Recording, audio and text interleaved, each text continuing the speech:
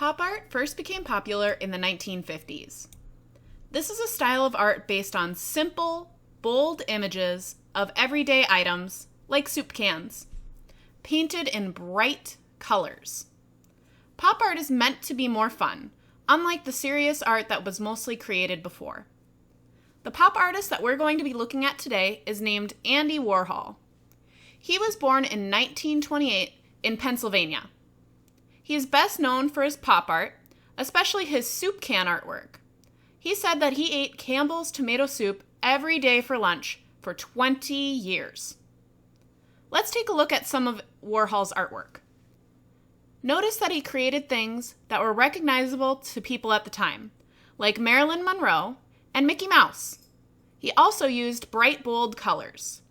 These are things that a lot of pop artists did at the time. Also, he used a lot of repetition in his artwork, repeating images many, many times. Sometimes he would add some variety to these repeated images by changing the colors. Now let's create our own Andy Warhol-inspired artwork. Now the first thing that we're going to do is create 4 sections on our piece of paper so that we can repeat our design 4 times. You're going to fold up, then over, and then open up your paper. Once it's opened up, you'll see that you have 4 even sections ready to go. In each section, we're going to make a heart. Now we're doing hearts because Valentine's Day is coming up. These are eventually going to turn into those candy conversation hearts. Now you want to make these hearts big enough that they take up most of each section, but you want to keep a little bit of room on the right and left side of each heart. Because in a minute, we're going to make these look a little bit more 3D. To do that, we're going to pick one side. I chose the left side. And we're going to extend the heart out a little bit and attach the tail to that point. Extend out, then attach to the tail. Now you can see it's starting to give it more of a 3D effect, kind of looking like those candies. Once we add in the shading, this will look a lot more 3D. Next, we're going to use either colored pencils or crayons, and we're going to color in our heart completely. Now make sure you're not pushing down super, super hard. We want to be kind of light with this because the shadow is going to be in that pop-out 3D area. That's going to be the darkest part. So stay kind of light in your original heart part. Now we're going to color in the 3D part of our heart, just like we normally would with that color that you colored in your heart. I'm coloring mine in orange because my heart was orange to begin with. But now I want to make it look like a shadow there. And to do that, we're going to layer another color on top of it. Now we don't want to layer black on top of it. We just want to dull the color down a little bit. If you ever want to dull down a color, so make it less bright, then you want to layer the complement of that color. So let's look at a color wheel and find the complement of orange. So the complement of orange on here, remember, to find the complement, we want to look straight across on the color wheel. The complement of orange is blue.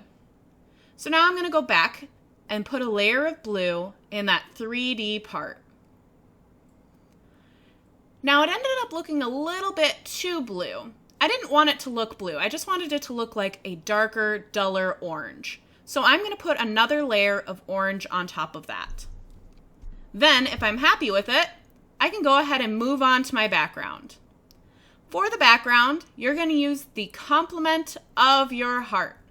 And since we already used the complement to mix for our shadow there, we know that the complement for my orange heart is blue. So I'm going to color in my entire section blue. Now here's why it was super important for you to lightly color in the heart. So then we can take a red colored pencil and easily put in our conversation part of our conversation heart. So think about those candies that you get at Valentine's Day and the different kinds of sayings that are on them. Some of them say hugs, XOXO, love, things like that. You'd also make up your own conversation hearts if you want, but you want them to be about 1 or 2 words long. Otherwise, it gets to be a bit too much for your heart. If you decided to color everything else in with crayons, make sure that you're still using a colored pencil for the conversation part of your conversation hearts. It'll look a lot more neat if you use the colored pencil to scrape over on top of the crayon and make your conversation. So the next heart I colored in yellow, so I need the complement of yellow to make our shadow. So let's look at our color wheel. What is the complement of yellow? The complement of yellow is purple. So now we're going to go back to our drawing here. And the thing about yellow is that it's such a light color, and purple is such a dark color that you need to be really careful when layering them. I'm going very, very lightly over the yellow. And again, I felt like this was a little bit too purple. I wanted it to be a little more yellow, so I went back and I pushed down really, really hard on the yellow on top of the purple. That way it looks more like a shadow. And remember, your background is the complement of your heart, so that's purple.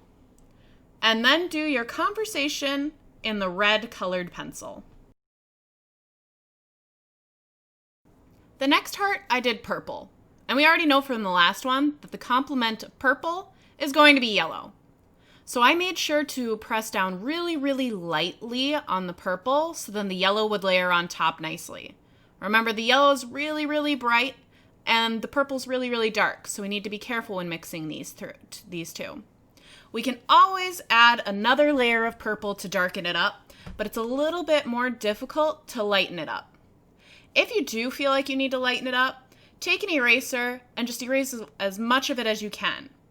This will work nicely with colored pencil, but it may be a little bit more difficult if you choose to use crayon.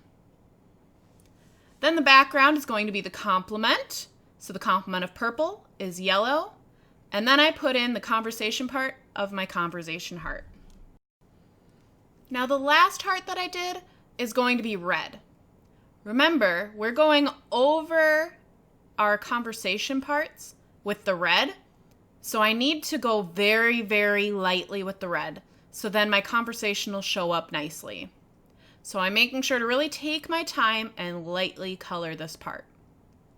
Then for the shadow part, we're going to pick the complement of red, which is green. I'm putting a layer of green in the shadowed area, and I'll put another layer of red on top just so it's not super greeny. And then the background is going to be that complement green. And then I put the conversation in red, pushing down very, very hard so it really shows up against that red. We don't have to have all of these finished in one day. Take your time, really think about the complements. Also, really take your time and color in everything really, really neatly. We'll have today to work on this, another day to work on this, and if we need a third day to work on this, we can definitely do that too. Take your time, make everything look nice and neat.